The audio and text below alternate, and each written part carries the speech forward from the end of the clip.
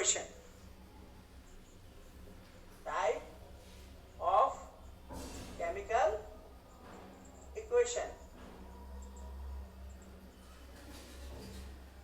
Chemical equation बेटा दो प्रकार की होती है, एक होती है अनबैलेंस्ड केमिकल इक्वेशन और दूसरी होती है बैलेंस्ड केमिकल इक्वेशन।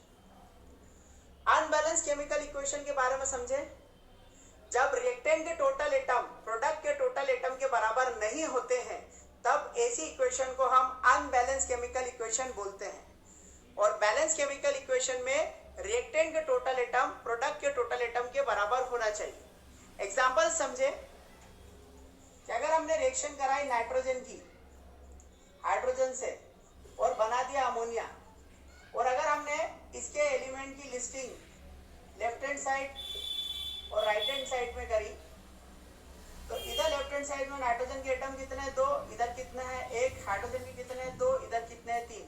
तो लेफ्ट हैंड साइड और राइट हैंड साइड के जो एटम्स है वो बराबर नहीं है, विच प्रूव्स दैट ये रिएक्शन कैसी है, अनबैलेंस। ऑन द कॉन्ट्ररी अगर हम बैलेंस केमिकल इक्वेशन की बात करें तो नाइट्रोजन की रिएक्शन जैसे हमने हाइड्रोजन से कराई और बनाया अमोनिया, और इसके एलिमेंट्स की लिस्टिंग अगर हमने लेफ्ट हैंड साइड पे और राइट हैंड साइड पे करी, तो देखिए इधर नाइट्रोजन कितने हैं 2, इधर कितने हैं 2, हाइड्रोजन कितने हैं 6, इधर कितने हैं 6। मतलब रिएक्टेंट के टोटल एटम्स प्रोडक्ट के टोटल एटम्स के क्या है, बराबर है, विच प्रूव्स दैट कि ये कैसी है, बैलेंस। यहाँ रिएक्टेंट के एटम प्रोडक्ट के एटम के बराबर नहीं है, विच प्रूव्स दैट ये रिएक्शन कैसी है, अनबैलेंस। तो ये होती है केमिकल इक्वेशन के types, balance chemical equation and unbalance chemical equation. अब हम यहाँ पे पढ़ेंगे कि कोई भी केमिकल इक्वेशन को हम बैलेंस क्यों करते हैं, या हमें किसी भी केमिकल इक्वेशन को बैलेंस करने की जरूरत क्यों पड़ती है।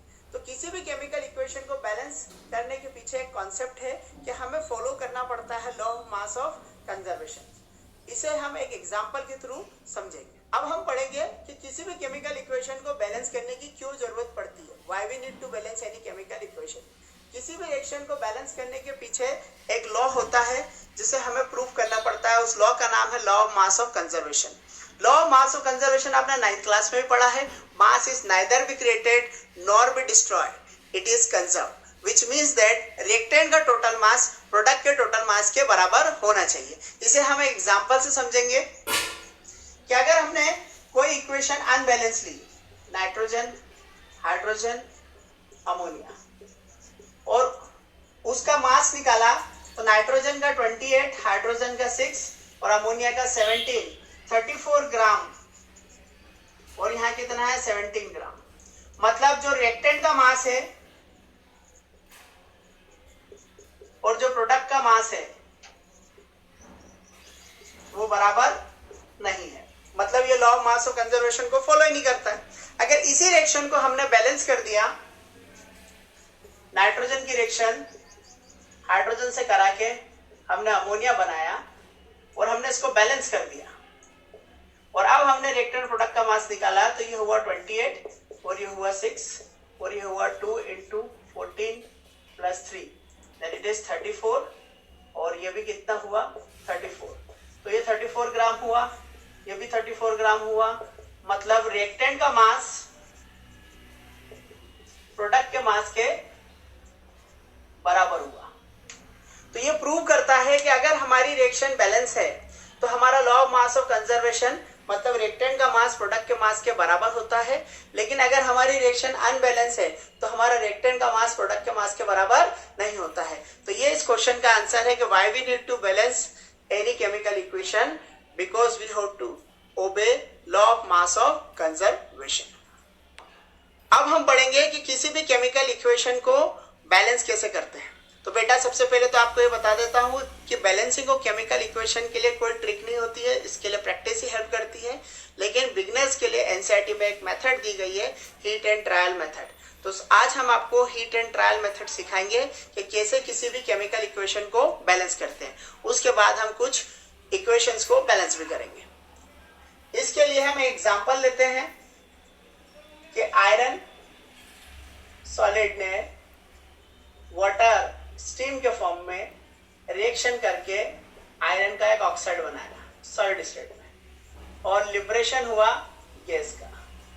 इस इक्वेशन को अगर आपको बैलेंस करने को आ जाए तो आप इसे बैलेंस कैसे करेंगे? तो हीट एंड ट्रायल मेथड में पहली स्टेप ये होती है कि किसी भी रिएक्शन के जितने भी कंपाउंड्स हैं और ये जितने भी एलिमेंट्स हैं उनको इनक्लोज किया जाता है एक बॉक्स में। तो स्टेप नंबर 1 में हम ये सारे फॉर्मूलेस को एक बॉक्स में इनक्लोज करेंगे। जैसे आयरन सॉलिड है, ये बनाया, वाटर गैस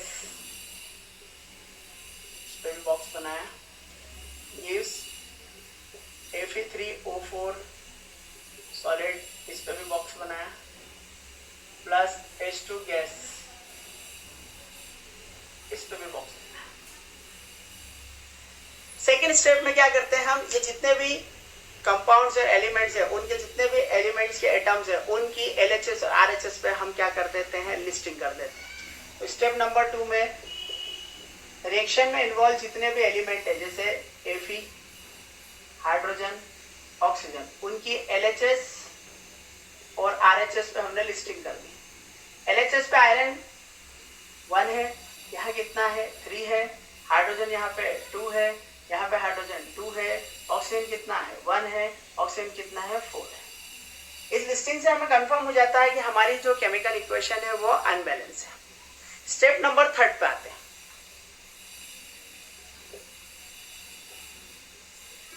स्टेप नंबर 3 के अंदर हम करेंगे इस पूरी केमिकल रिएक्शन के अंदर सबसे बड़े फॉर्मूले को हम सिलेक्ट करेंगे। उस फॉर्मूले को सिलेक्ट करके उसके एटम की बैलेंसिंग स्टार्ट करेंगे और फाइनली जितने भी बचे हुए एटम्स हैं उनकी बैलेंसिंग करेंगे।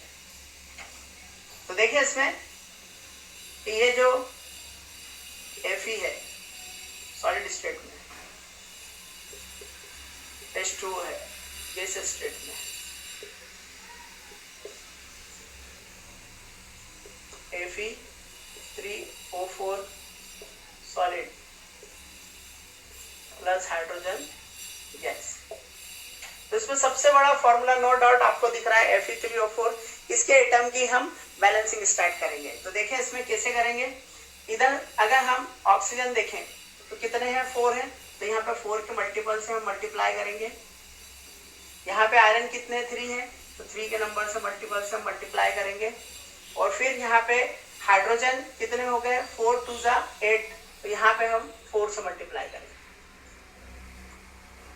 नेक्स्ट स्टेप में हम क्या करेंगे, फिर से LHS और RHS में इन एटम्स की लिस्टिंग करेंगे। तो ये एटम कौन कौन से थे, Fe, हाइड्रोजन, ऑक्सीजन। तो ये आपका LHS हो गया और ये क्या हो गया RHS हो गया। इनकी आप लिस्टिंग कर लें। इधर ये कितना है 3 है, यहाँ भी कितना है 3 है। ऑक्सीजन देखें यहाँ कितना, हाइड्रोजन देखें यहाँ कितना है 8 है, यहाँ भी कितना है 8 है। ऑक्सीजन कितने बेटा यहाँ पे 4 और ऑक्सीजन यहाँ पे कितने हैं 4। तो अगर आप LHS और RHS पे जैसे ही एटम्स की लिस्टिंग करेंगे तो आप ये पाएंगे कि अगर एटम दोनों साइड सेम है, hence prove that the reaction is balance.